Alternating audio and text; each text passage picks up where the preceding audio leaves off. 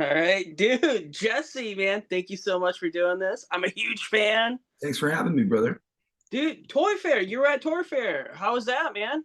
Oh, it was awesome. I always wanted to go. I'm a big toy guy, and it's been like on my bucket list, but I never really had. I've been invited once or twice before with like some friends, but it was like a have to fly in. I wasn't doing any business there. I just like toys, so I never went. But this year, I'm me and Digger Mesh, who used to own and run Art Asylum. He created Mini Mates. He's like really one of my idols. And Digger and I met maybe like 5 or 6 years ago, and I just kind of said, "You're the man. Love you, and nice to meet you." But then a mutual friend put us together last year, and he kind of took the recommendation that we should be friends more seriously. And then Digger and I like spent a couple days hanging out, and within a couple days, I just went, "You want to come work for my company?" And he went, "Absolutely. Anything you want to do." And I said, and same thing, and then within a few days, I was like, "I'd like to rebuild your company and like, just have that as a part of what we're doing. Because, we're doing boutique comic books and music. And the plan was always to do merch because I knew how to do toys. I've worked with the Four Horsemen. I did there's a comic book that was produced for their first Kickstarter campaign for the Mythic Legions fantasy figures that they're doing now, and my company produced that with them. We brought in Greg Weisman to write it, and I forget the artist's name. He went on to work at Marvel. He's great.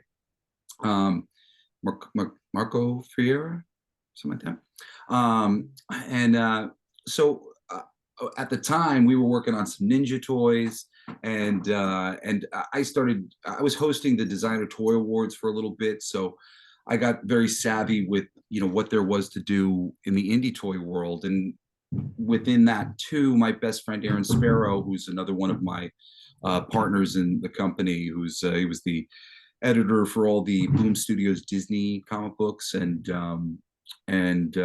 he wrote Darkwing Duck, and he's written a lot of great stuff. But he was my editor, and he and I became best friends. He's a big toy guy. He has a company called Big Head Studios, and they produce custom heads for toys. So with 3D printing and so many different things, there's so much more wiggle room. See, that's Digger loudly showing up now. But there's so much more space to do a lot of things, especially for bands and people who want to be able to sell some cool things, because it's like the labels are just taking your money every which way. But when you have some cool stuff that you can brand on your own and whatnot, and be able to like connect people to your music more deeply. The initial pitch for Blacklight District Studios, my company, was to be like a assistant for brands and bands, to be able to go in there and like help them create their own. I forget what the guy's name is, but that Megadeth character, Vic Rattlehead. yeah, those characters like Eddie and whatever else, like they allow stories to be told. And then even within those characters, like they haven't actually done anything really great with them. There's no reason why there shouldn't be a Megadeth film based on that character, because they've expanded upon it in some wonderful way.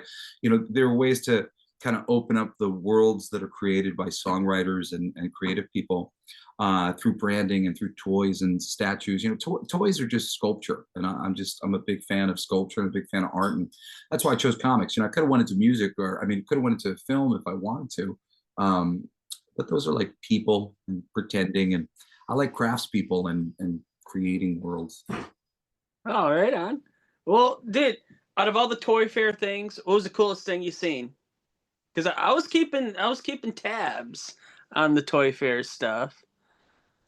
Well, to be honest, I mean, some of the coolest stuff I saw was in pictures outside of Toy Fair, because the way they have it run is like it's all fucking uh it's all like these little fiefdoms. So you go in there and you have to have you have to know somebody, and you have to have a meeting. And some of the books, booths are like opened up where you can kind of see what's going in there from afar. But like if I went over to the Hasbro booth, and I waited until it was just this one guy, young guy by himself, and I went over and I just said, are there any new Marvel Legends in the back behind this wall? And he said, I don't think we actually have any Marvel Legends that were showing up. And I went, okay, great. So I don't have to figure out how to sneak in to see them. So, but there was some cool, like for me, there was a lot of cool stuff that was just sort of like on the side of things. There was a really cool booth that we went to that had some great games that they were doing, interactive like stuff with kids. Had like a little conveyor belt and making hamburgers, and they had Hangman, but you built like a little man, you slowly hung the man, and when you put the last piece on, he fell apart. Like so things like that I was really really liking. I think kind of the next level of toy is going to be some sort of amalgam between these like hyper articulated toys and things that are really playable and fun. The fidget spinners show that like people love to have things in their hands that they can mess with, and I think there's some sort of middle ground that is going to be the future. Oh, right on. So did you tell me about your new publishing company and you said you might have a new comic book? Yeah, so we're doing the last thing that we just did was called Fucking for Our Future. Was one of the alternate covers for the book. It sounds like a porn comic book, but it's a satire, and it's a sci-fi bit. We just I got all these cool posters from the poster book. Like this, so some of these are available like on our website. Oh, those are some of my stuff. Oh, some of them are nude. It's just we really did it just to like tap into that market because there's like this big market of people who buy that stuff, and then I just decided, well, let's subvert their expectations, and I wrote like it's this Wile E. Coyote cartoon between men and women, with the women being the coyote who needs the sperm, and the men being beings that no longer have any interest in sex. They haven't seen a woman in 1,000 years. They don't know what a boob is. They're these asexual Bigfoots, living in the wilderness, and the women have been cloning, but the cloning's not working anymore. So they send these power armors into the wilderness to get the sperm samples, but no matter what they do, they can't get one. Oh, kind of reminds me of Hell Comes to Frogtown. You Oh, ever seen that? I don't know if you've seen that one now. Dude, it's like Rowdy Piper, isn't it? Oh, I've heard about that one. Yeah, I've never seen it. I got to see that. Yeah. Well, I mean, except for like Rowdy Piper's like into it. It's yeah. So right on. But yeah, no, dude, that sounds great, man. Yeah, before that, we did a book called King of Kings, which is religious figures in a battle of the bands to determine the reigning religious ideology. So, it's like Jesus is like the son of God, so he's got this major advantage. And everybody else gets their ass kicked slowly, by him throughout but the whole tournament is about Odin and the Norse religion getting revenge for Northern Crusades, that like just forced all these people to worship Jesus. So it's like him making this comeback to like give it to God and Jesus. So we just did the first issue so far of the book, even though some more of it's been produced, and we're going to do some more. But after that, we had my buddy Aaron's book, which like these came out like through me or whatever, but like there was no reason for me to like put Aaron's book out and like have my fingerprints on it, other than the fact that I was an editor and stuff. I think I'm credited in the book. I've been working on that with him for a long time. So he did even better than like we like my first book we made like $6,000 I think, and then the second book for a future we made like 12, and then Aaron just made just under 20 I think. So now our next book will be a larger kind of collaborative thing. It's really our answer to Heavy Metal Magazine. I don't care who fucking bought it. All these assholes don't know how to be creative. They don't know how to turn heavy metal into what it was. So we're going to do it. So we're doing a magazine called Sugar and Bones, and it's got like 7 different stories in it. One of them's by Aaron, and it's something related to his Kneel Before Doomface, which is his book, which was basically about like Doctor Doom kind of like disappears a long time ago and comes back into modern day, and he's dealing with all like the sort of modern day politics, and he's just has no time for it. And you know, like some of the good guys are like the social justice warriors, and it's hysterical. It's really it's some great shit. So he did really well with his, and you know, it's been a building thing. You know, hopefully I had something to do with that. You know, we tried to, all the people who bought ours, we promoted all to his people, and we definitely have like a growing team of peeps. And now Digger is in the mix, and that was kind of a little bit of motivation for the magazine. There was a few different things that happened. A good friend of mine who I was encouraging him to do some sort of magazine to show off his art, and he was like, "Well, I'd rather do like, you know, a mixed kind of magazine." And I went, "Well, I've been wanting to do something like that for a long time. You know, maybe I'll start thinking about it." So I've been thinking about it, and then my artist, one of my best friends, Steve Kurth, who I did my Hulk one shot with at Marvel years ago, he and I have stayed friends, and we've worked on a bunch of things together. And we have like two things that we own that are just kind of sitting there of Food Fight, which is anthropomorphic animals in sort of a post-apocalyptic near future fighting. It's the vegans versus the carnivores. The cows and the chickens are trying to save their brethren from the food manufacturing industry, and they got tigers and shit guarding the factories. It's fun stuff. So we had done it for Soft Wood, which was heavy metal's comedy magazine, but they just like launched it and that was it. Like they never did a second issue. They never did anything else with it. And I asked them if we could have it back, and they said we could. So we're going to be doing more with that. And then we did a book called D for Dementia, and we finished it as just a 5-page story. My brother Cody produced a short film that won a lot of awards called All That Remains, which is based on the scripts that I had written and the pinups that Steve had done, but we hadn't finished it at the time. So we finally turned it into a short version of the thing that we were going to do, and it's just about this World War II veteran who has lost all of his friends, and his only person left in his life is death.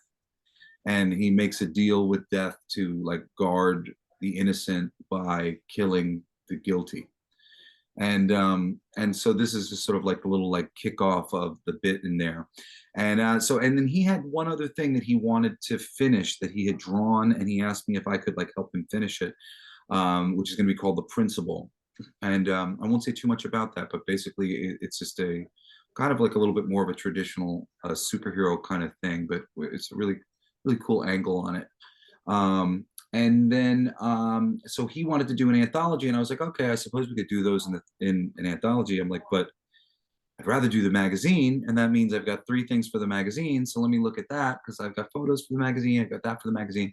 And then like the next day, Digger came to me and said, "Do you got anything that you want to like publish right now? Because I have a few things, but maybe not enough for like a full book."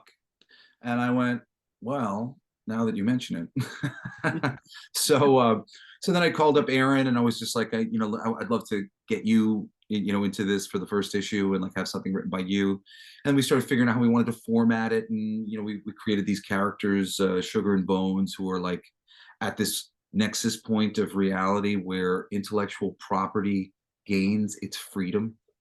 And so we're going to have like this really cool little story that's sort of like frames the whole book of being just the multiverse of possibilities, of course, like throughout things, not repetitions of the same thing, but just all the possibilities that are out there.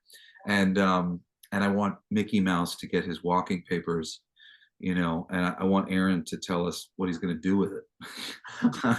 We did this really cool thing where I came up with like the basic concept for the Sugar and Bones characters, and then Digger's designing them, and then Aaron's going to write it. And we're probably going to bring in my buddy Todd Blackwood, who's working on some logo designs and stuff for us. Todd did this great, my favorite cover.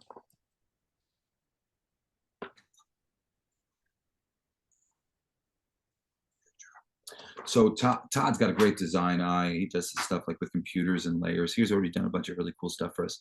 So yeah, so we're working on that. I just kind of have to start throwing a couple dollars at a few of the things, because mostly it's like ready to start like promoting, and that's going to be the thing. I mean, this is kind of like the first promotion, like the first time I'm getting to talk about it, but we're going to start doing a lot of promotion of this in the next few months, because we'll probably have like 60 days of promoting it on Kickstarter, and then it'll launch with tons of different covers, and Digger's doing the main cover, and then we're gonna have like a mashup cover that has all the different characters from all the book, and Mickey Mouse somewhere in there, and Sugar and Bones, and then we'll have a photo cover from the photo spread in the book, which are like non-intellectual property, science fiction, fantasy, like cool photos that are like dramatic and whatever, that are evocative in and of themselves, but like just a little next level intellectually or something.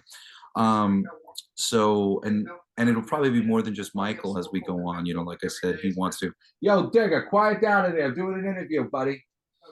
I love you. Good. That's good.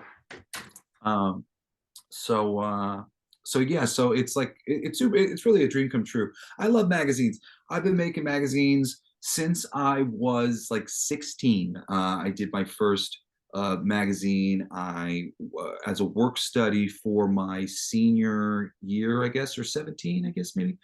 I had two classes, computer art, and because I do Photoshop and stuff like that, and advertising art. And I asked my teachers if I could put together a full-length magazine that was a showcase of all of my work that I had done artistically. So, I was a writer, and I had poetry published, and I had a play that was performed, and I had art that had been featured in some things, and there was a lot of different things that I had kind of accomplished, and it was essentially a portfolio. So I said, could I make a portfolio? Would you let me do that? And I'll produce real ads, for each in between the book, and I'll produce, I'll design the whole book, so it was a real assignment as a computer art man, because I had to design everything, put it all together really nice, which satisfied my computer people. And then I also had to present it as like you would present a magazine. So, get the cover right and get advertisements and do it in a naturalistic way. So satisfied both teachers. And that was what I did senior year. I had like two classes that sometimes I would just go in there for two classes straight, and I'd be working on my book. And then other times I would be, I take the time off or whatever, but because they were trusting me to get it done, and I did get it done. The terrible the terrible end to the story is that I brought it to my school, where I ended up being the A&E editor for the college paper at CW Post my freshman year, and I was producing an 8-page pullout every week. And I wanted to show my magazine to one of my friends, and I put this zip disk in. I hadn't had a chance to print it yet, and I put the zip disk into the drive at my college, and it said something about like changing the fonts because it didn't have my fonts, and I hit OK without thinking, and then I went, oh shit, I didn't want to hit OK, and then I tried to cancel it, and I corrupted my file. I was never able to print it. For a long time, I had a folder that I had made of what it would look like when it was all printed, that I presented to my teachers, like of it all. And I had that, and that was so the only bit of like my cover, but I corrupted all my fucking files and I lost it. But yeah, I love doing my magazine, and every week, 8 pages, and all these reviews, and I had to write half the magazine because I didn't have a big staff. But I just like the idea of there being this like entertainment section directed at college students, and I really tried to like introduce people to comics and just get people into good movies, and I took that seriously. I love great entertainment, so for me it was just like ooh, this is a great excuse to just throw up everything I like on people, which is really what I do now, because now the main thing that I've been doing for the past couple of years is podcasting. I have a podcast called Coolest Geek Alive, which is basically it's really a show on writing, because I'm a writer and I'm a producer, and I make so many of these things, and it's sort of crazy the retardation that is gone into the system of creating things in the marketplace. I mean, across the board, it's just nobody has read the books. Like they're hiring people who are concerned about other things than being really good writers, and they need to split the difference. It's like it's like all well and good to want diversity, equity, inclusion, but don't throw the baby out with the bathwater. We want a straw that works, not a straw that saves the turtles and doesn't work anymore. There's got to be a middle ground here. So it's very much a middle ground situation that we have with Blacklight District and whatnot. I mean, you know, I finally came out as non-binary. I didn't want to during the time that all that shit was going. I didn't want to be fucking hired because I was freaking weird. Like, you know, it's like that's not. I'm yes, I'm very much one with the LGBT community. That doesn't mean that like just because we're weird means that we're good writers or that we're the right person to write this thing or that thing or whatever it might be. It's a really weird time. I thought that when the DEI thing went into effect, that a lot of the very talented minority writers, female writers, or openly gay writers that I knew would get a lot of work and be on mainstream books. That never happened. A whole new crop of people came in who largely were not very skilled in their crafts. And it's like embarrassing so much of the shit that's been allowed to pass off as like intellectual and smart. It's like, you know, when you're really like it's all this fucking white guy shit. I don't view myself as a white guy. I don't view myself as a straight guy. I view myself as an intellect. And, you know, I never saw color until I learned that that was a thing in books in school. You know, and similarly, sexism and so many, you know, it's like these have been ideas that I have found. And I can tell you, as a neutral being, the way that this conversation has been being had is just awful. And you know, there was a closed door as a writer because I was there when the door was closed, and then as the door opened up, you know, where you'd bring in a pitch and they'd say, "Okay, does it have to be a black lead?" You know, or can we not make the lead a lady, or something like that? You know, that would happen a lot. And then often you'd be like, the good writers would figure out ways how to, okay, well, what if she had a partner, you know, like, and and there'd be some amalgam version of the original pitch that they had. You know, it was hard to get like an Aliens movie with Sigourney Weaver as the female lead, but you know, the merit of that and when that can be done well, you know, is you know, they're really doing women like such a disservice. They make all these women really wooden, and they don't put them through as much struggle as they put the men through, and the audience doesn't identify with them. You know, you can't make a Die Hard movie with you know, Daisy Ridley, and she doesn't suffer the way Bruce Willis suffers. That's the whole thing, that he's getting through these terrible situations that you would imagine. You know, I'll tell you that you could get away with making Daisy Ridley suffer half as much, and the audience would still be on board because audiences don't love seeing women suffer. But you still have to put them through something. And they do a similar thing. Oh well, he's black, so you know, like sometimes they pull the punch, and it's a disservice to the characters. It stops the audience from caring about them, and it just makes them these wooden characters that people go, yeah, fuck that guy, fuck those people, which is not what you want. You know, the black community doesn't need a bunch of white guys going, ah, fuck that person, he didn't earn it. You know, the more black people on screen earning it and the more women on screen earning it, the more men are like, I respect women, you know, because there's this subtle, like that actually changes the culture.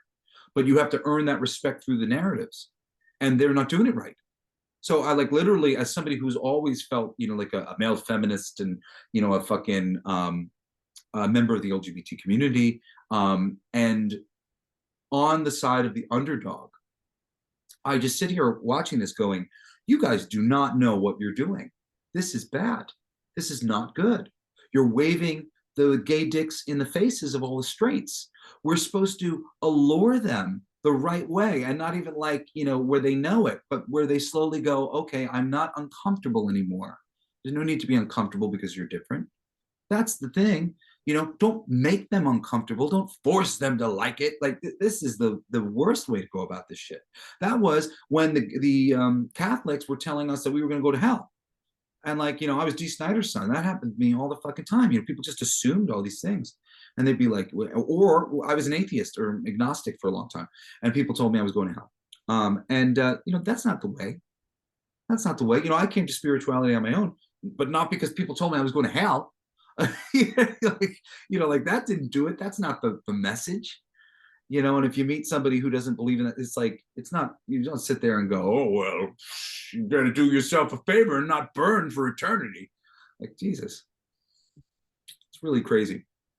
But we're living in such an interesting time. People are so, um,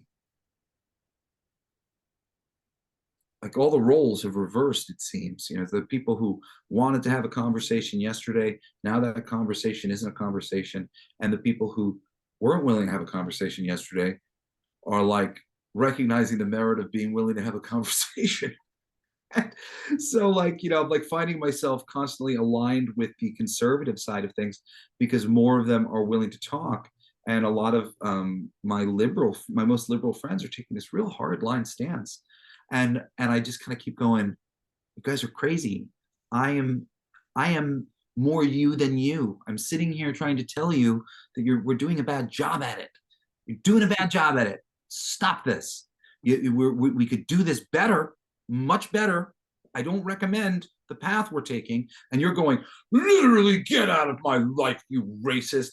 I literally was called a racist recently on my Facebook. I couldn't believe it because I've seen that happen to other people, but it hadn't happened to me yet. And I was just like, oh my God, people are just insane because it's so dehumanizing to just go to that sort of place. It's really like, oh man, if you're out there and you've been doing that to anybody based on some little political, please, people take different stances for different reasons to shorthand guess at it like that in a way that narrows them down to somebody who should theoretically be, get them out of here. We don't want any, right? We don't want any Nazis here. Yeah, like that's fucked up, you know? And that conversation too, it's unfortunately a fucking nuanced conversation. And I am a patriot and a half, and World War II was like the war that I fucking hung my hat on us fundamentally being good. And unfortunately, when you get down to the brass tacks of so many of these things, of every war, they're all funded by the same sides. And they never go to jail. The money never goes to jail. It's all these terrible generals. How did they do that shit? How did they fund all these fucking bullets? And those people don't go to jail. Nobody at the top who makes money off of these wars go to jail. And we're told who the bad guys are. And often it is pumped up. And the moment it's pumped up, there is room for a conversation with the descendants of these fucking Nazis who are trying to tell you, you know, my dad was a good guy. And he said that stuff never happened. He didn't know about anything like that. He said that shit's trumped up. Ugh. That's the people who are fighting the fucking conversation. The real Nazis. They're literally like their dads were Nazis and their dad said the war didn't exactly go down like that. That's a difficult conversation, man. You know, the black supremacists are saying that, you know, slavery was there to erase their history and they have a much more magical and mysterious and interesting history. And there's a lot of evidence for that. And the fucking religious supremacists, you know, they want to tell you that there were giants and that perhaps some of these time frames that they are putting together are not quite exactly what history makes it out to be. And there is reason for questioning some of those things as well. All of these people are not crazy. They all have real issues that they want to address.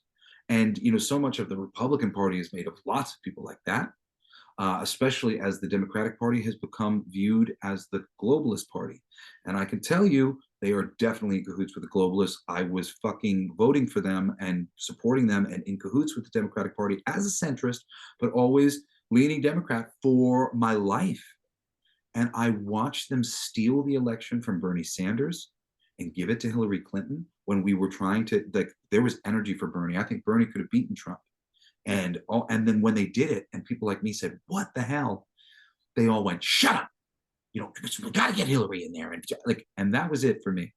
When I saw that they were not going to stop and like hold people accountable, literally their pick was the most fugazi of all the Democratic choices, Hillary, who had very questionable things happened, and they weren't willing to defend it. And they've managed to get all these people to go in lockstep no matter what happens. And their news channels, they don't even cover it when they're doing anything wrong anymore. So it's just like this crazy cult, you know. And some of the Republicans can be just as bad because all they do is watch Fox News. But when they put the conspiracy theorists in with the conservatives, which I hated because I was like, I had been brainwashed to really hate the conservatives. And I kind of like realized that I had been at a certain point, especially as the conservatives really had an opportunity to demonstrate that they had grown in a lot of ways and were willing to have conversations about different things and were willing to look into some of these conspiracies. And so because now a lot of the fucking Republican Party are also conspiracy theorists like me, but it's not fucking conspiracy theorists, man. None of these fucking conspiracies that really exist and have lots of information. I mean, you go into alien abductions for a minute and you see the mountain of fucking information that is there. It's not a fucking hallucination. Look at this. How many interviews, how many thousands of people? It's a lot. And all of the real conspiracies are like that. There is a lot of information, and it's consistent. And whether or not the conclusion that has been come to is right or not is neither here nor fucking there. It's about the fucking information that doesn't line up with the information we've been given. And the moment you say it's a conspiracy, like, fuck you. I'm done with this. It's a conspiracy theory. No, it's information that doesn't line up with what they're saying. Information that suggests we're being lied to. I don't like being lied to. I would like the right information. I don't care that you're not concerned about this. The idea that people who aren't concerned about something have been able to quiet people who are concerned about something for a long time now, it's just insane. So, for me, so much of just this intellectually, creatively, like we need to fucking open the box and start using our brains and making things that make people fucking think again, because thinking is being lost to time. It is insane. The idea of following the science, dude.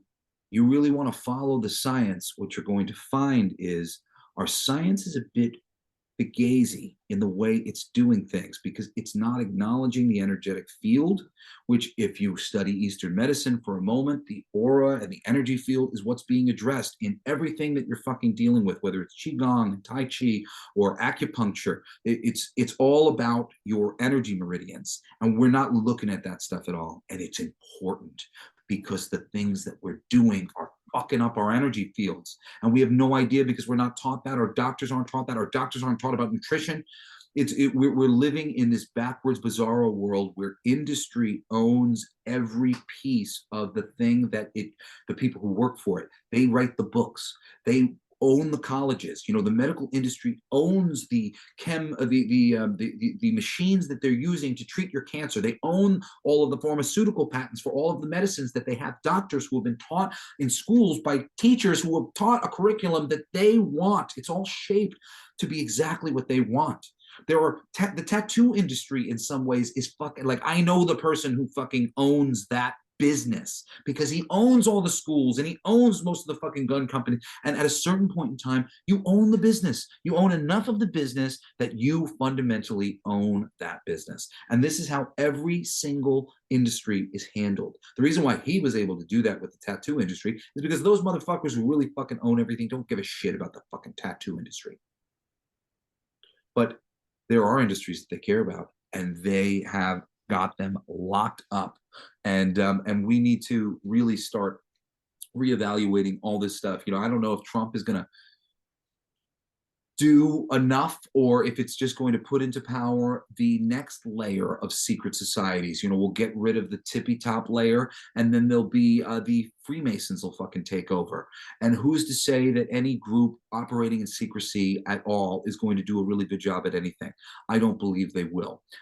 So for me, it's just about opening up the minds. We've got really young, creative people, and I want to show them how to do things at a high level, and I want to show them how to break into creativity and being the people that they want to be. So the magazine's also going to have a little bit of articles in it, really short kind of things, stuff but things that you'd want to save. My buddy Matthew Cummings is going to do a one-page image of sort of a sacred geometric music thing that teaches you how chords work in a really fundamental way. And I got Digger working on doing a two-page art breakdown, and then we're going to have different people come in and do art guidance in in the book.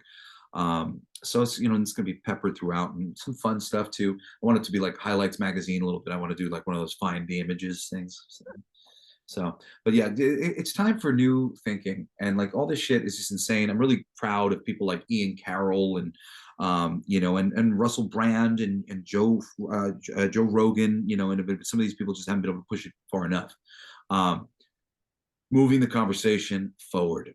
Like I'm done like this stupid thing of like there can't be a Jewish mafia. I'm fucking Ashkenazi Jew, man. I'm telling you, there's a fucking Jewish mafia. These motherfuckers need to be dealt with. It's insane. Like what are we, children? There can be an Italian mafia, there can be a Russian mafia, there can be all these mafia, but there's no Jews doing anything bad. Yeah, fuck that. And there's plenty of Jews doing great things. Just because you say there's a little group of people doing things bad, where does that come from? It comes from a fucking powerful Jewish mafia that is so fucking powerful that they literally have it built into the system that anytime you say anything bad, that there may be a little group of people, maybe a little bit of people not fucking operating correctly. It's like, oh, anti-Semite. Fuck you. It's insane. It's fucking insane. So I'm done with this. I'm done living in this little puppet world where we don't talk about this shit and we don't like. It's an obvious gorilla in the room. Chemtrails, like shit. It's been 10 years. They're dropping fucking aluminum and barium on us. It's not good for us. It's not good for our energy fields, and we don't fucking know this because we're not taught about our energy fields. We're not taught any of this information. So it's and again, it's like the great writers are the people who go out into the world and fucking live or fucking study so that they know shit. And I've spent my whole life fucking studying, and at the same time, because of who I am, my father and whatnot, I've had a lot of experience, and I've been able to go out into the world and learn things. And unfortunately, the next level of learning things is just fucking blows all this shit up that they want to teach us. And people who are making art have to be making art from that place, not from the same ass bullshit that they've been teaching us, because it's all nonsense, and we're all one, and we're all consciousness, we're concept, and there was a million concepts that we could be living under, and we were living under a draconian slavery, a debt slavery that we've been allowing to go on because we're very easily fucking led. But now there are more and more people here who are ready to wake up and ready to fucking stand for things, and that's great. So more of that, please. And and that's Heavy Metal Magazine. And like it used to be something that was like, yeah, hide it under your fucking bed. Like, look at all this stuff. This is amazing. Challenging the conventions of like what I was supposed to have in my possession. And I want this book to be the same thing. Fucking for Our Future was that. It's like I wanted people to like, be like, oh no, and then they read it and they go, oh my God, this is fucking hysterical. This is smart. This is intelligent. This says something about men and women right now. This makes a reasonable, this is way less gross than the fucking boys. This is way less gross than the majority of R-rated bullshit that you see. This is genuinely funny and real and cool and teaches you something. And it's scary though. So you have to get through the fucking title, and you have to get through the idea that, and that's it. I want my shit to be scary. Let the people who are fucking ready to roll and really uplift their freaking consciousness to the next level come find me. Right on, man. Yeah, I gotcha. Well, dude, I just want to ask about Evil Ernie Oh, sure. because I'm a big fan. So, dude, tell me about working on Evil Ernie, man. Um, it was really a love-hate kind of thing. I I heard about the job. I had an in at Dynamite because Alex Ross, of all people, had happened to read my Hulk one shot. That one back there. Uh, this is actually my buddy Digger's office, but he's got a copy here. He had me sign it. And he loved it. And he was at dinner with Nick Barucci, and he had never heard my name before reading my book, but he said, "You should get this kid. He's great." And then I happened to come to their booth, and they were interested in doing something with me, but they didn't really have anything that I wanted like to work on. Nothing that I was super passionate about anyway. Because I think they offered me some Project Superpowers, some shit like that, and I just didn't care. But I saw the announcement for Evil Ernie, and I didn't know what the deal was, but I love Brian Pulido. I love him so much. He's such a great guy, and I've known him since I was like 16. I used to go to the Chicago Comic Con Wizard World, and I would bring my suitcase because I would stay one night at like a cheap hotel. You know, I would make money for like a month, and then I would take a bus to save money. So I had money for the convention. I'd have a suitcase filled mostly with comics to get signed, and a change of clothes for the next day. And I'd go to the convention, and instead of having to wheel my suitcase around the booth for like 3 4 years straight, they would let me tuck my suitcase underneath and my backpack underneath the booth at Chaos, and would always invite me to all the parties and things they had. And they were such a wonderful company. They were so good to their people, and so good to their fans. And I love Brian and his wife, and I'm a fan. So when I saw that Dynamite had it, I went, like, somebody's got to do justice to Brian's work. And I'm like, I could do it. So I immediately reached out to them, and I immediately reached out to Brian, and I said, Brian, I don't have a lot of the stuff because it was a little before my time. I have a couple things of like stories from Evil Ernie. I'm like, do you have anything that you'd be willing to send me so that like I could, you know, load this up with, kind of Easter eggs, for fans. And he hit me back, and I'd never talked to him like that before. Like his energy. He was devastated about the whole situation. He didn't have anything to do with it, and he basically just he didn't want anything to do with it. And he was like, "I love you, Jess. It's cool if you want to take this job, but I can't be a part of it." So that he gave me his blessing, and I was already kind of into it, so I did it. Like, I started doing it because I did still think, well, better somebody who loves him and really wants to like honor him, do it. So I did this thing, because we had to change Ernie, on just sort of why the good die young. I had my best friend Crystalline had died before I was 21. He was my drummer, and he and I became best friends right before he died, unfortunately. Like, literally, like, hours before he died. Like, he and I like bonded in a really long car ride. We've been working together for 2 years, and he passed away. And he was one of those guys who was like, man, why do the good die young? Look at all the people who've been affected. Look at all the tears. He was really special. And I was still really exploring that idea at the time in my own mind of like, why did these great people die young? I'd seen it with a best friend of mine and his younger brother, who um, was special and really loved by everybody. And again, it was sort of strange sometimes. So some of the people who die so young, and you're like, why did this happen?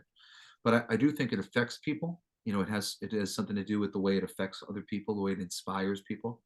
And I wanted to explain it in some weird way. And I explained it by going, well, heaven likes it that way because they need as many great, powerful souls for heaven to keep them powerful and keep the balance of hell and heaven, in equilibrium. And so, they send down their powerful souls, but then they take them back really fast. And that Ernie was supposed to be one of these guys, but the forces of darkness had taken him off of that path. Eventually, you were going to find out that it was by working with Lady Fate, who was basically this really hot chick with butterfly wings, who could, with the flip of her wings, she could change what was going on. And she had adjusted the fates with a couple other, people working, which was also Smiley, who was working on behalf of the forces of darkness.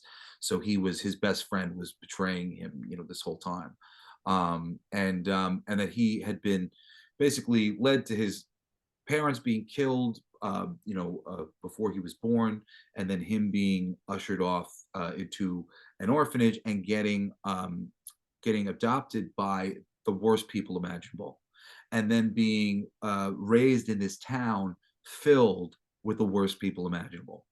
And he just was this wonderful person who was raised by hypocrites and angry, awful people, and that they turn this good guy into a bad guy. And we have this scene where he's praying to God, and how he's praying to God keeps changing. And he's like telling God how he's got to punish him. By the end of it, at the beginning, it's like, God, can you show my dad? Can you just show him the right way? And then it's like, you got to fucking teach these people.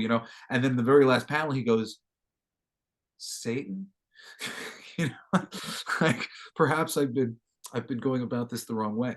And so, the whole um, opening bit is him in the first issue. He sacrificed, he poisons the town's water supply, and he kills 665 people. The 666th is his dad, who had already been off in prison. He kills his mom with a car, I think, runs her over. She's awful. They're all awful.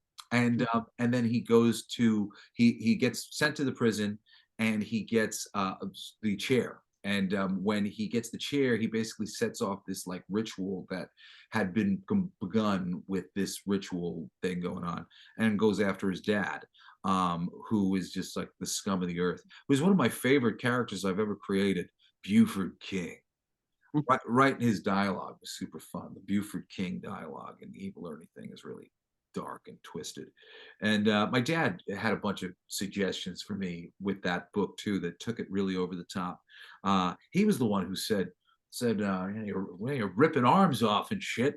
Like, put Ernie's arm on Buford. And I was like, oh, that's gnarly. Like, yeah, it's like starts getting like taken over by it. And we're like, well, that's cool. And then they're like, all right, cool, sounds good.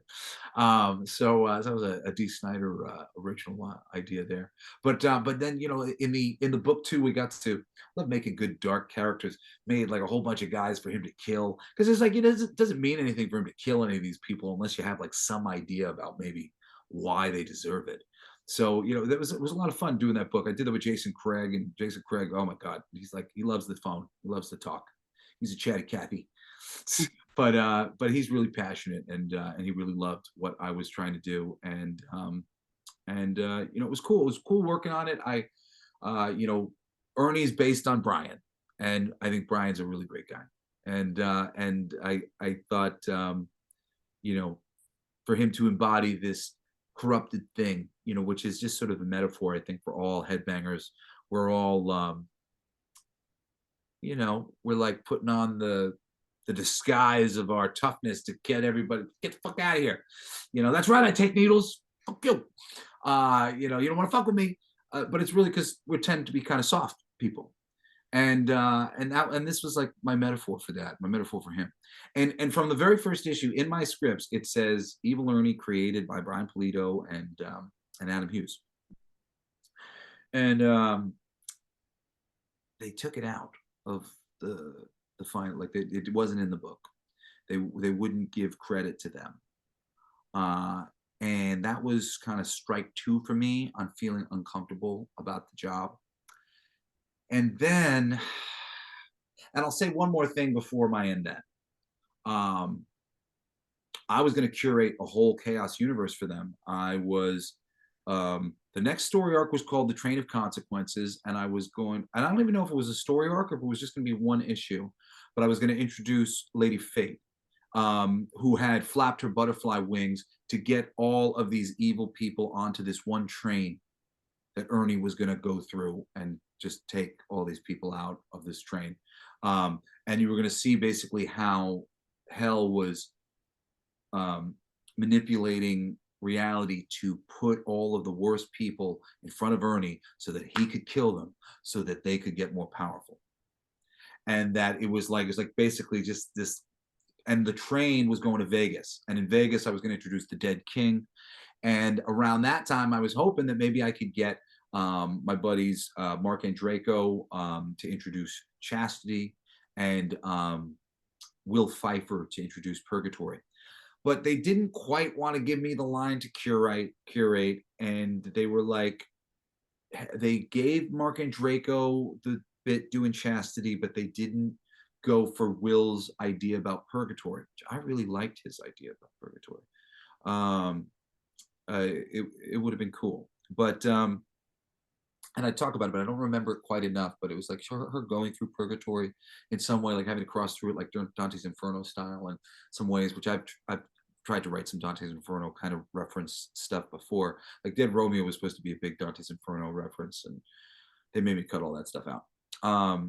But it was going to be cool, and but they were definitely a little slow to go for that, and they were promoting the book with just fucking covers that didn't promote what I was doing on the inside. I was recreating the character, so there was a bit of a difference from the Chaos Ernie, and they had like a more realistic kind of ready for films Ernie, because it's the stuff that they might have done to Ernie anyway if you made a movie about it. But it was really just sort of based in a lot of love for the creator and what the thing was, so that you could do all the same things with it, even though it was fundamentally a bit different in its approach. And forgive me, those people who are big Chaos, like old school Ernie fans, like, they didn't own that. That wasn't the thing. So I had to recreate him. And I tried to do it in a way that was fucking really cool. And if anybody ever came to any of this shit, it it just made all of the stuff really look as cool as possible and as credible as possible. And hopefully, people who've read that stuff have gone back and gotten into, Brian's stuff. But I couldn't write it that way. Like his whole origin is about Lady Death. Everything is about him loving death and Lady Death's, so it's and to just like create a fake Lady Death for him to do that over, or to have him loving death, and it was just like death, like it just none of it felt like, well, that'll be a great way to honor this somehow. It just seemed like ripping it off, and might as well give it its own kind of thing. Um, so and for me that was like a favor to Brian too. But anyway, the moment that changed everything was I was at a convention, and I don't remember what convention it was. I was at breakfast, and I was getting breakfast with Aaron, I think, and I looked over at a table and I saw Brian Polito, but he was sitting like this. And he had like an arm up, kind of, he was trying to not be noticed because he was uncomfortable about the whole situation. I was writing his character. He was really uncomfortable. He didn't want to talk to me about it. Like he didn't want to see me because of the situation. And I said to Aaron, I went, fuck, like Brian Polito's over there. And he's like, oh, great. Should we say hi? And I said, he's trying to hide from me. He doesn't want me to see him. I'm like, oh no. Like, and he's like, you think it's because you're writing Ernie? And I'm like, what else? I've known him since I was 16. He's always so sweet to me. Like, we've never had a problem in my life. What is this? Shit. And I think I was on the last couple issues or last issue of the series at that time. And I told Dynamite I couldn't do it. I'm sure I pissed them off pretty good too. They doubled my page rate. They offered to double my page rate, and my page rate wasn't terrible for an independent thing. I would have been getting like as high as my best page rate to be writing the book. And I had a lot more stuff to write that I had laid out that I would have liked to write too. But I didn't feel good about it anymore. I felt so shitty about it. So I just kind of had to bail. I'm proud of it and I'm glad that I did it. And I hope that on some level, I think Brian had actually said that at some point that he had come to look at my origin thing and that it was a different thing, but that he liked it. And it was, I love him, and he and I have reconnected since, and had a love affair.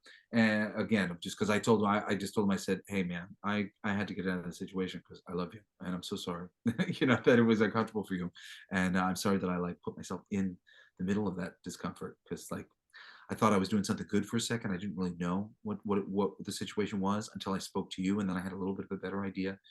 And then I still thought I could do good on the inside. And I told him, I said, I was trying to get your name in the book and Steven's name in the book. And that never happened either. And that was strike two for me. And I said, I know that you saw me at that convention. And I said, I'd never want that to happen again. So, but yeah, interesting. We're talking too about possibly the centerfold, like a little story. We're usually going to do like some sort of cover story thing. And and it might be an interview with Brian, and I haven't reached out to Brian yet, but I know he would be willing to, and a couple of the other people who are having success in the Kickstarter space and these things, just giving some of their best advice to, people who are out there trying to do this. I feel like that's a good. I just want the magazine to be worth its weight in gold. I want all the work to be fucking just perfect and awesome. And I really believe the stuff that we have in here is awesome. Like Digger's stuff is it's a continuation of something that he had been doing before, if other people have read it, but it's Other Dead, which is this zombie apocalypse, but the zombies are all animals. And so this is Other Dead Asia in the comic, and it's all zombie pandas. It's great shit. Some gnarly zombie pandas. So yeah, this is what I get to do with my life. I make comic books and like crazy stories. And now too, my family is building their production company, which I will be providing lots of intellectual property for and music for, and and other things as we go along. But Deviant Productions is getting up and running, and going to be making a lot of films. I'm starting to work right now on a screenplay for their probably going to be their third production, and they've all really liked everything that I've brought to them so far. So because they kind of said do anything I wanted, but I said I don't have any care to make movies, so it's really like, what will make you guys happiest? What is it that you're looking for? What do you want to be known for? Blah blah blah. But then I came up with an idea based on something that my dad had concocted years ago, and then he didn't have anything more than just like this little kind of baseline idea, which I'll refrain from sharing because it's a bit ways off. But then I got some really good inspiration about tying it into some major crime stuff that's affected our family and some really cool things. So it's great working with my family. That's my love language is working with people. Me, Digger and I are brothers. I mean, we're just, we're very similar people, and love each other. We love working with people that we like. And, and to a certain degree, I think he's probably a little jaded beyond some, beyond doing this again in so many ways, because he's done this so many times with so many different businesses, and he's so enterprising and clever. Digger is. If you don't know who Digger Mesh is, look him up. He's awesome. He's one of my heroes as a sculptor and as an artist. He's brilliant, and but as a businessman and a marketer, and a very just well-rounded and brilliant individual. And it's nice to like that, somebody that I respect that deeply on so many levels, that he respects me equally. And to be able to, it's rare that you get those sort of friendships and relationships, working relationships, where the person who you respect most turns to you and goes, "What do you think about that?" And they mean it. So it's great. The trifecta of Digger and myself and Aaron, I just like, we could do no wrong. I mean, Digger has just proved it over and over again in so many ways. Aaron's proved it in a smaller way to me and those who are around him over and over again. And, and I've worked for every company under the sun and been really consistent in my action and my desire to communicate with people on a higher level than they're currently being communicated with, and bring more to this work than just like bang, Zoom, hey baby, let's fuck. There's a lot more to life than that, and if that's the only shit that you're focused on, you're not gonna grow or be able to do anything. It's like work on yourself, take care of yourself, and like bitches will come.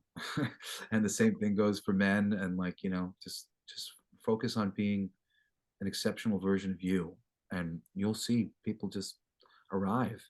My whole life, I've never had any problem with women. And, and people may say like, "Oh, Jesse, well, you're handsome," or something like that. And a lot of people like to tell me I'm handsome, but handsome people sometimes struggle with stuff, especially if they're shy like me.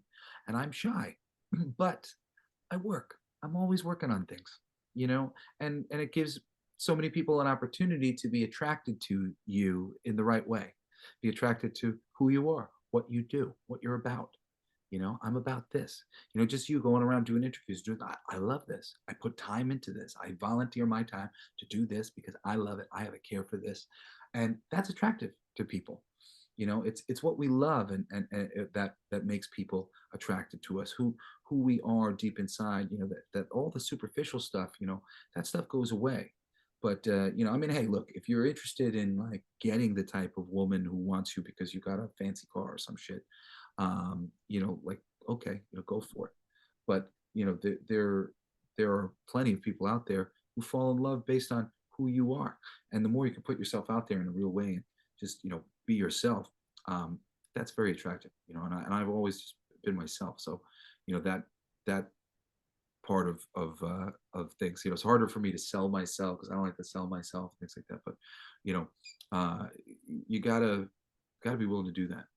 You also gotta be willing to be fucking confident out there. Like everybody who's like going out and to do these things, don't be afraid to be confident. Fuck all these people who might judge you because you're confident. Being confident but not believing in other people, that's the problem. That's arrogance. You know, but if you believe that everybody is capable of things and that a good attitude about anything you might go into is the best way to go into anything, like, and it is, you know, you don't go into something going, I can't do this. That's when you don't do it. You know, the simplest thing recently is, but it's so true. I was playing Fortnite with my kids and I was getting my ass kicked. They were really good. And it's like a fucking year of like really sucking at Fortnite. And it occurred to me, I thought I sucked. Every time I get into the game, I'm like, oh, fuck, I suck. I like flinch when people show up. I'm like, oh, no, somebody's here. I assume everybody that I'm up against is better than me. I'm like, you know, and I was getting killed all the time. And I literally went, you know what? I'm just going to, I'm good at Fortnite. Fuck this. I'm good. And I started playing with an attitude that I was good. And I changed my gameplay overnight. You know, I was playing a little bit by myself trying to get better. But by the time I played with my kids, which was like a week later or something, they went, Dad, like, you're getting pretty good. You know, like, and now they say, you know, you're pretty good for a dad. He's pretty good for, I've heard them say to their friends, he's pretty good for a dad. Do you want to play with us? He's pretty good for a dad, which is great. You know, but like I legit was, I was getting killed. And it's just such a good metaphor for anything you want to do. You can't go into it thinking I suck, you know? And like, and there are people who'll teach you how to like slowly get to the right attitude about things. Like you can check out Abraham Hicks, lots of Abraham Hicks videos of her teaching people how to like use the secret to attract the right sort of energy in your life. You know, but so much of it is just about having the right attitude. If the door is closed, the door is closed. So, you know, you got to open up the door and you got to be willing to be confident and just know that like your confidence is not a mark against other people. And the people who think that are never going to go anywhere anyway. So fuck them. You know, it's just, it's really, it's just like, you can't let people like that drag you down. You know, either they're going to come around to the same thing or they're going to die in the pit of despair. And I don't think that we're meant to die here in a pit of despair, you know, so feel free to lighten up and be cool to yourself and lift yourself up and lift up your friends and don't wish ill things on your brothers and your sisters because, well, what if they were successful before I was successful? What would that say about me? You know, like we all need to let the grid of like holding each other back, let go of that shit. There's this terrible thing of like, I don't want to let you succeed because then what does that say about me? If you go up, then I go down. It's time to level us all up. You know, the rising tide raises all boats. Yeah, right on. Right on. Well, you know, I just got one last question because I don't want to take up too much of your time, and that was going to be working on like the Strangeland comic. Mm-hmm. Yeah, what was that like, man? How was that? Well, it's funny. I just saw my buddy James Zahn, who's now working at he's one of the head writers for the toy collector toy magazine. You know, just features all the different toys. You know, they're one of the big magazines there. Good friend to have. Nice, funnily enough. I was like, oh, that's really cool that I ran into you. But James was writing one of the other books at Fangoria. It was a bummer because it was really short-lived. And only the first issue got to come out. We did, all three of them were drawn. All four of them were drawn. All four of them were written. I loved working on it. It was a little bit of a bummer for me because I had gotten those jobs because I was hired by Marvel twice over. But my Marvel work took so long to come out that the Strangeland book ended up coming out first. So I ended up being like really butthurt about that because it seemed to me like it would be read as nepotism. You know, like my first work was working on my dad's book, which really ticks me off. So that was like sort of mark against it, number one, and then mark against it, number two was the whole company went under before issue 2, 3, or 4 could come out, and I did something like I had two choices of how I was going to open the book, and I was gonna go with this one that was a little bit more unique to the prequel, but because there was a relatively small audience for the book, and I thought that not a lot of people necessarily would have seen the movie. Not everybody who read it would necessarily have seen the movie. Not everybody who read it would have necessarily seen the movie more than once.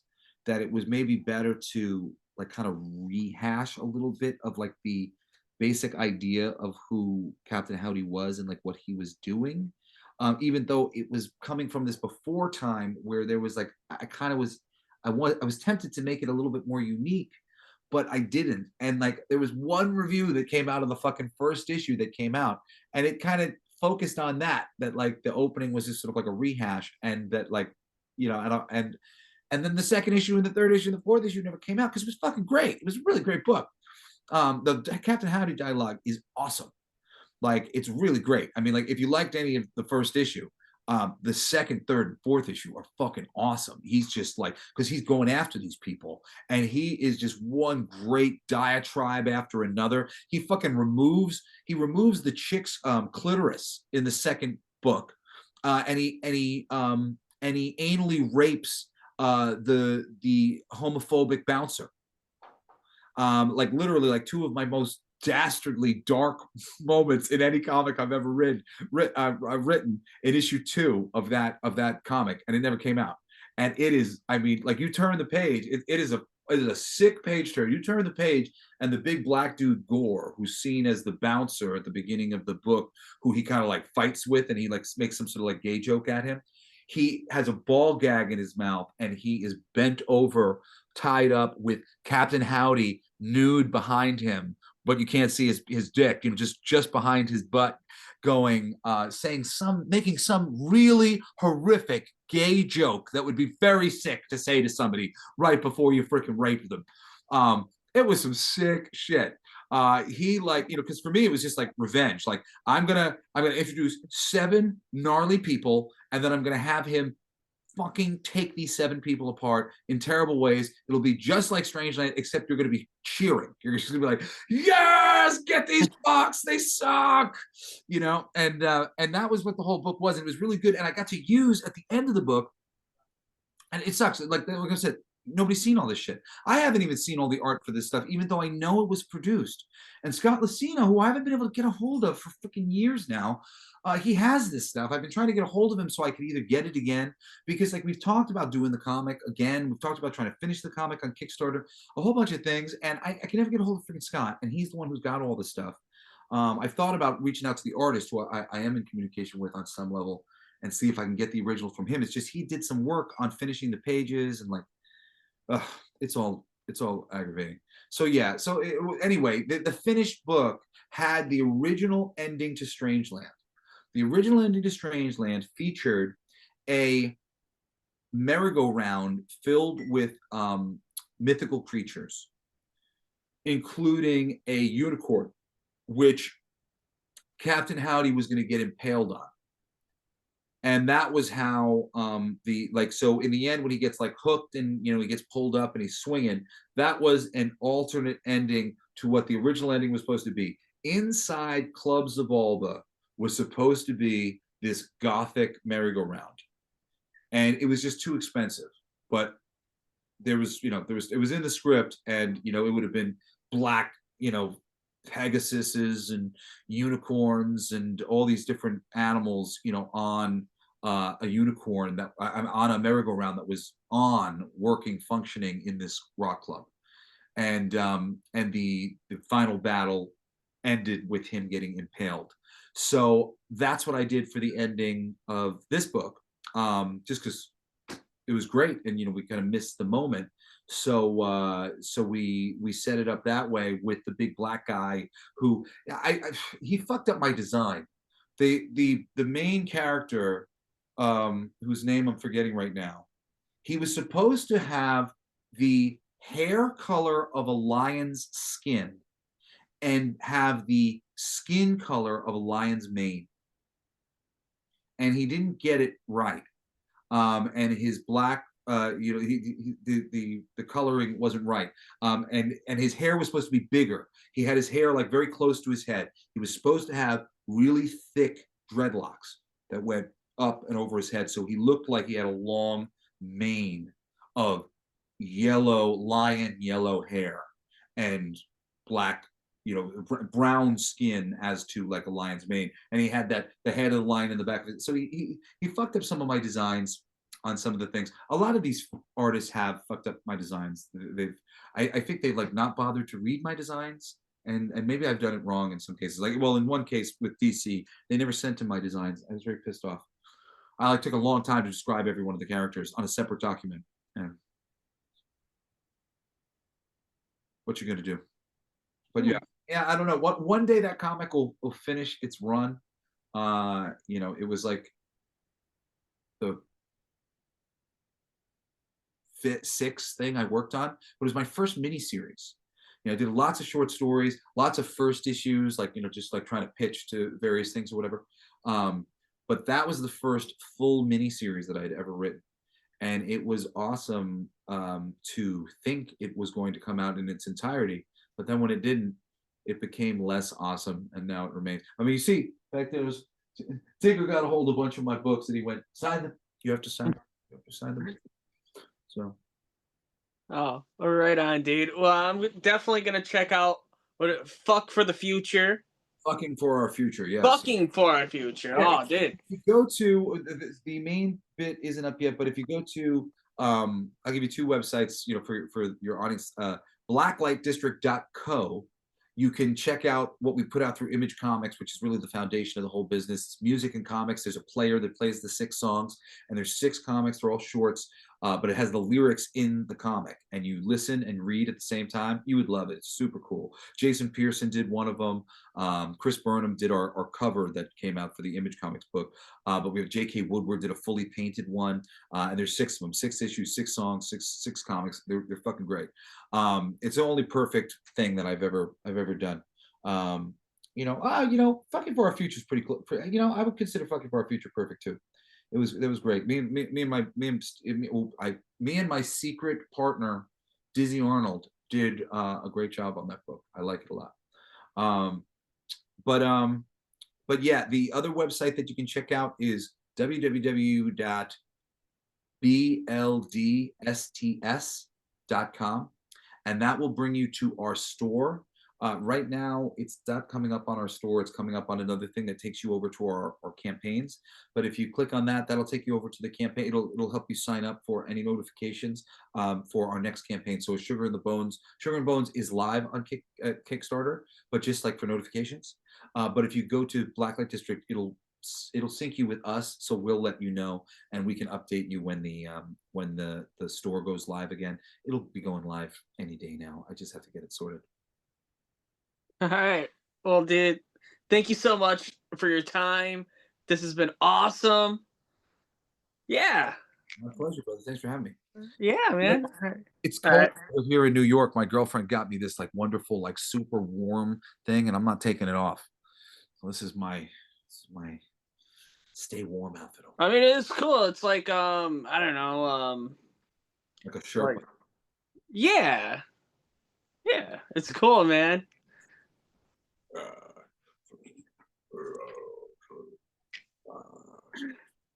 All right, man. Well, thank you so much. Right on. I'm definitely gonna check that out, man. You good, brother? Thank you. Nice to meet you.